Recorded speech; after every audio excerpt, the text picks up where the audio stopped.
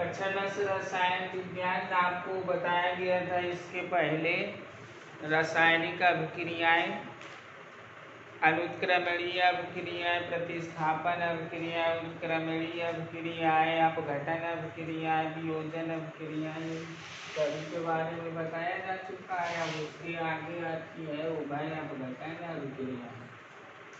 उभय अपघटन अभिक्रिया, उभय अपघटन अभिक्रियाएं क्या होती है? वे अभिक्रियाएं जिसमें परस्पर आयनों एवं अन्य घटकों की अदला बदली होती है। आयनों एवं अन्य घटकों की अदला बदली होती है।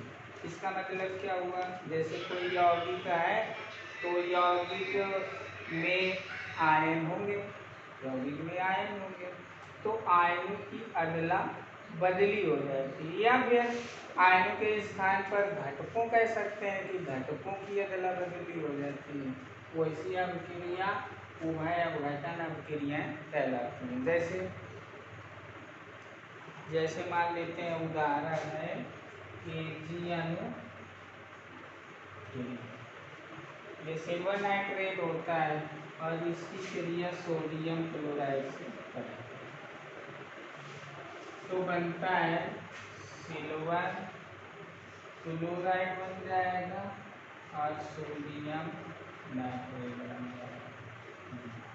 अब इस अभिक्रिया में देख लीजिए, ये है एक आयन है, ये एक आयन है, तो ये आयन यहाँ आ गया और ये आयन यहाँ पहुँच गया, और ये आयन यहाँ पहुँच गया और ये आयन यहाँ आ गया। ऐसा कह सकते हैं। तो अदला बदली हो गई ना, इसका धनात्मक आयन इसके साथ जुड़ गया, इसका धनात्मक आयन इसके साथ जुड़ गया, तो ये अभिक्रिया उभय अपघटन अभिक्रिया। बस समझ में आ गया।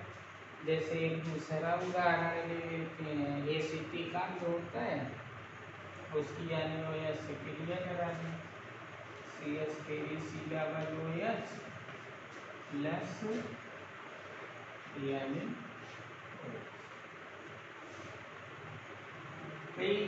ये आयन, ये ऋणात्मक आयन है इसका, ठीक, और इसका ये ऋणात्मक, तो ये वाला इसमें जुड़ जाए, ये वाला यहाँ पर चला जाए, तो अदला बदली हो जाएगी। तो यही अभिक्रिया उभय अपघटन अभिक्रिया हो जाएगी।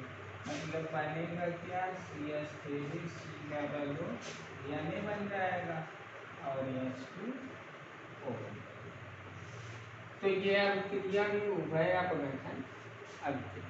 जिन अभिक्रियाओं में यौगिकों के आयनों अथवा अन्य घटकों की अदला बदली होती है, उभय अपघटन अभिक्रिया कहलाती है। उदाहरण ये दोनों हो जाएंगे, ठीक। अब इसके बाद में उभय अपघटन अभिक्रिया के बाद में अभिक्रिया आती है ऊष्माक्षेपी अभिक्रिया। कौन सी अभिक्रिया? ऊष्माक्षेपी।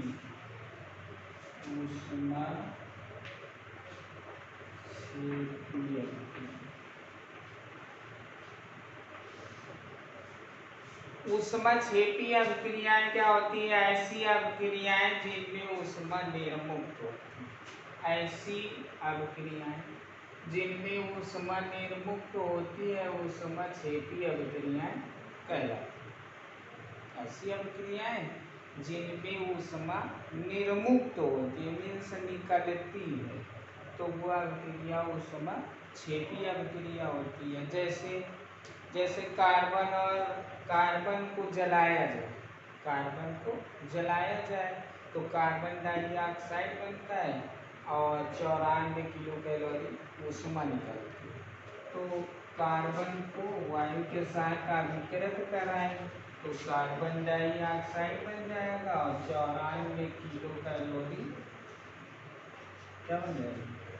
ऊष्मा निकल जाएगी। तो यह अभिक्रिया ऊष्माक्षेपी अभिक्रिया। ऐसी अभिक्रियाएं जिनमें ऊष्मा निर्मुक्त होती है, ऊष्माक्षेपी अभिक्रियाएं कहलाती हैं। जैसे C+O2 change into CO2 plus 94 kilo calorie. जैसे हाइड्रोजन और ऑक्सीजन परस्पर क्रिया करता है तो जल बनाता है। हाइड्रोजन और ऑक्सीजन परस्पर क्रिया करता है तो जल बनाता है और साथ में 136.8 किलो कैलोरी उसमें निकलती है। तो ये भी अभिक्रिया कौन सी अभिक्रिया हो गई? ऊष्मा क्षेपी अभिक्रिया। क्यों? क्योंकि इसमें ऊष्मा निकल रही है। अब इसके बाद में ऊष्मा शोषी अभिक्रिया। ऊष्मा क्षेपी के बाद में आता है ऊष्मा शोषी अभिक्रिया। तो उल्टा हो जाएगा भाई, ऊष्मा क्षेपी तो इसमें निर्मुक्त होती है और इसमें अवशोषित होती है। ऐसी अभिक्रियाएं जिनमें ऊष्मा अवशोषित होती है, ऐसी अभिक्रियाएं जिनमें ऊष्मा अवशोषित होती है ऊष्मा शोषी अभिक्रियाएं कहलाती हैं। ऊष्मा शोषी अभिक्रियाएं ऐसी अभिक्रियाएं जिनमें ऊष्मा अवशोषित होती है ऊष्मा शोषी अभिक्रियाएं कहलाती हैं।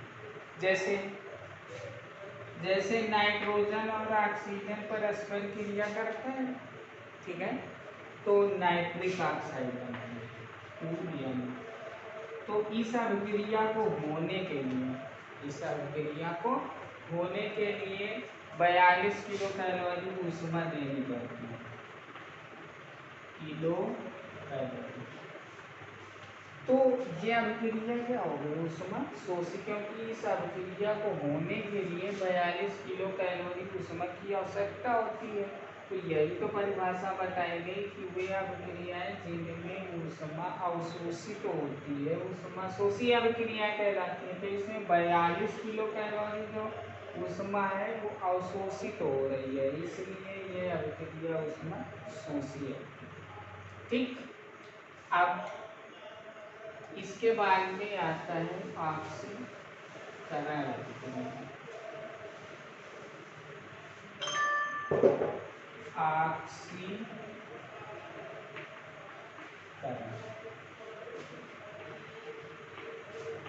ऑक्सीकरण अभिक्रियाएं क्या होती? किसी पदार्थ में ऑक्सीजन का योग होना, किसी भी पदार्थ में ऑक्सीजन का योग होना अथवा किसी पदार्थ में ऑक्सीजन की वृद्धि होना।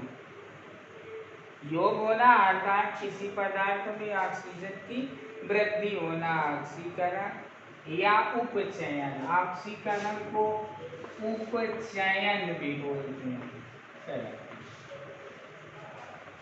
ऑक्सीकरण या उपचयन अभिक्रिया क्या होती है? किसी पदार्थ में ऑक्सीजन का योग, किसी पदार्थ में ऑक्सीजन का योग होना अथवा किसी पदार्थ में ऑक्सीजन की वृद्धि होना ऑक्सीकरण कहलाता है। ऑक्सीकरण और ऑक्सीकरण को ही उपचयन अभिक्रिया बोलते हैं। जैसे Cu है, इसकी ऑक्सीजन से क्रिया हुई तो Cu ऑक्सीजन का योग हो, तो ये अभिक्रिया क्या हो गई? ऑक्सीकरण। बैलेंस करने के लिए दो दो यहाँ ले। ठीक। अब इसी का उल्टा अपचयन अभिक्रिया। कौन सी अभिक्रिया? अपचयन अभिक्रिया। अपचयन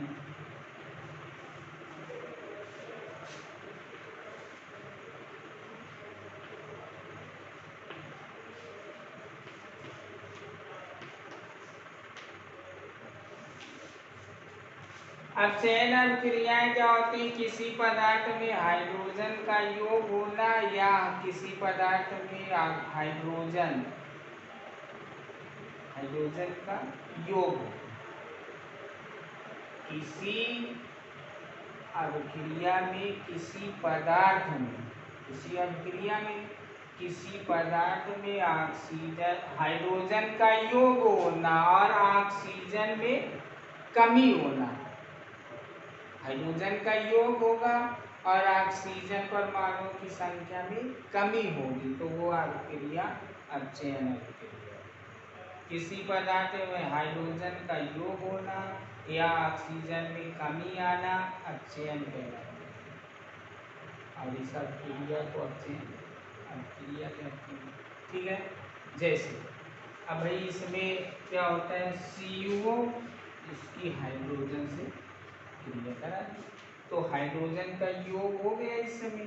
ठीक है, chain linking Cu plus H2, मतलब इसमें ऑक्सीजन की कमी आ गई कि नहीं, ऑक्सीजन की कमी आ गई, इसमें एक ऑक्सीजन था, इसमें एक भी ऑक्सीजन नहीं है, तो ऑक्सीजन में कमी आ गई, तो ये अभिक्रिया अपचयन। अब इसके बाद में उपचयन अपचयन अभिक्रिया होती है। उपचयन अपचयन,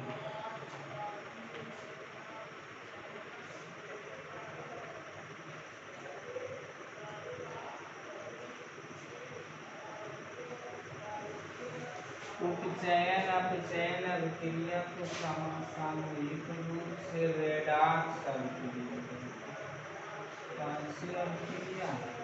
रेडॉक्स अभिक्रिया। उपचयन अपचयन नाम से ही लग रहा है, उपचयन यानी ऑक्सीकरण, अपचयन यानी अपचयन, तो ऑक्सीकरण भी हो और अपचयन भी, दोनों अभिक्रियाएं एक साथ हो तो ऐसी अभिक्रिया रेडॉक्स अभिक्रिया। तो इसकी परिभाषा बन जाएगी कि ऐसी अभिक्रियाएं जिनमें ऑक्सीकरण और अपचयन दोनों क्रियाएं होती हैं, ऐसी अभिक्रियाएं जिनमें ऑक्सीकरण और अपचयन दोनों क्रियाएं होती हैं रेडॉक्स अभिक्रियाएं कहलाती। जैसे ZnO plus chain, Zn plus C, अब ZnO से Zn बना तो ये रिडक्शन है, रिडक्शन। क्यों? क्योंकि यहाँ पर O है, यहाँ पर O नहीं है, तो O में कमी हो गई, और O में कमी होने का मतलब अपचयन रिडक्शन हो गया। अब यहाँ पर और यहाँ पर ये ऑक्सीडेशन, ये ऑक्सीकरण है। क्यों? क्योंकि ऑक्सीजन में वृद्धि हो गई, इधर एक भी ऑक्सीजन नहीं है और इधर एक ऑक्सीजन आ गया, तो मतलब ये ऑक्सीजन में वृद्धि हो गई, तो ये ऑक्सीकरण हो गया।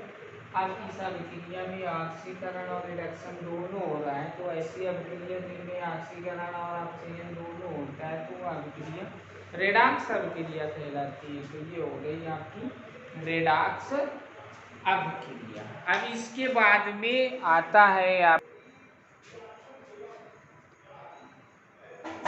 रेडॉक्स अभिक्रिया के बाद में वैसे अभिक्रियाएं समाप्त हो जाती हैं, लेकिन कुछ पॉइंट इससे पूछे जाते हैं कि आपको अभी ये नहीं बताया गया कि संतुलित समीकरण क्या, संतुलित समीकरण क्या होते हैं। ऐसा समीकरण जिसमें अभिकारक और उत्पाद पदार्थों में परमाणुओं की संख्या समान होती है।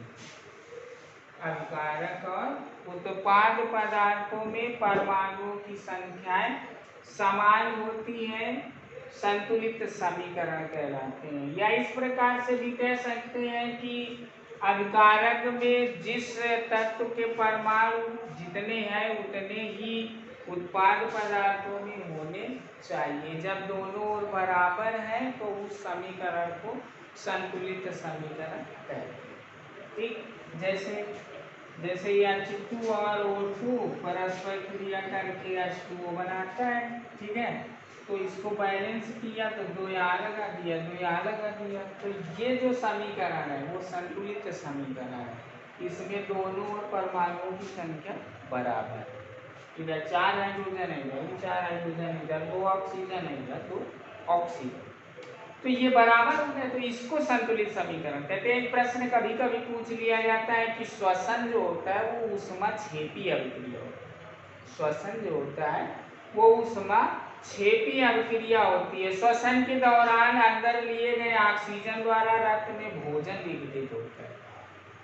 श्वसन द्वारा अंदर लिए गए ऑक्सीजन द्वारा रक्त में भोजन विघटित होता है, अर्थात वो उपचयित होता है। इस प्रक्रिया में ऊर्जा मुक्त होती है, अतः श्वसन को ऊष्मक्षेपी अभिक्रिया, मतलब श्वसन क्रिया जो होती है तो शरीर के अंदर जो होगी तो उसके वो रक्त में जाता है तो वो भोजन को अपघटित करता है, भोजन को अपघटित करता है और उसके दौरान ऊर्जा निकलती है, ऊर्जा निकलती है। अब भाई ऊर्जा निकलती है तो वो अभिक्रिया ऊष्मक्षेपी अभिक्रिया है ही, क्योंकि ऊष्मक्षेपी अभिक्रिया की परिभाषा आपको बताई गई है कि ऐसी अभिक्रिया जिसमें ऊर्जा निकलती है। ठीक है। अब एक कभी कभी पूछ लिया जाता है कि संक्षारण क्या होता है, क्या होता है संक्षारण। संक्षारण क्या होता है, जब कोई धातु अपने आसपास अम्ल नमी आदि के संपर्क में आती जाती है तब वो संक्षारित होती है, अर्थात गलने लगती है। इस प्रक्रिया को हम संक्षारण। जब कोई धातु अपने आसपास उपस्थित जो अम्ल होते हैं, नमी होती है आदि के संपर्क में यदि आ जाती है तो वो संक्षारित होती है, अर्थात गलने लगती है। इस क्रिया को हम संक्षारण कहते हैं। ठीक है। इसके बाद में विकृत गंधिता कभी कभी पूछ लिया जाता है कि विकृत गंधिता क्या होती है, कभी कभी पूछ लिया जाता है कि विकृत गंधिता क्या है। तो विकृत गंधिता क्या होती है, वायु द्वारा ऑक्सीकरण होने पर तेल वसा विकृत गंधी हो जाते हैं और उनके स्वाद पूर्ण रूप से बदल जाते हैं। इस प्रक्रिया को विकृत गंधिता, मतलब वायु द्वारा ऑक्सीकृत होकर तेल या वसा विकृत गंधी हो जाते हैं और उनके स्वाद एवं गंध बदल जाती है। इस क्रिया को विकृत गंधिता कहते हैं। बस समझ में आ गई विकृत गंधिता। यहीं से तुम्हारा चैप्टर जो है समाप्त हो जाता है। ठीक है। अब अगले चैप्टर का वीडियो नेक्स्ट डे भेजा जाएगा आप लोगों को। यहीं से आपके 2 चैप्टर समाप्त हो जाते हैं।